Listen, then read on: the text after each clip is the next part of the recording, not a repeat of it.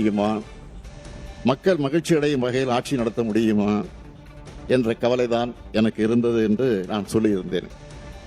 முந்தைய அரசுகளின் செயல்பாட்டின் காரணமாக விளைந்த மிக மோசமான பின்னடைவு, நமக்கு ஒத்துழைக்காத ஓரவஞ்சனை செய்யக்கூடிய ஒன்றிய அரசு, ரெண்டுக்கும் இடையிலே தான் நாம் இருந்தோம். நமக்கு பெரும் வெற்றியை தந்து பொறுப்பை ஒப்படைத்த மக்களின் எதிர்பார்ப்புக்கு இடையில் ஆட்சிக்கு வந்தோம். தமிழ்நாட்டில் அனைத்து துறைகளும் எப்பொழுது வளரும் என்ற ஏக்கத்தில் இருந்தவர்களுடைய வாட்டத்தை போக்கி சமச்சீரான வளர்ச்சியை இந்த 5 ஆண்டுகளில் அடைந்திருக்கிறோம்.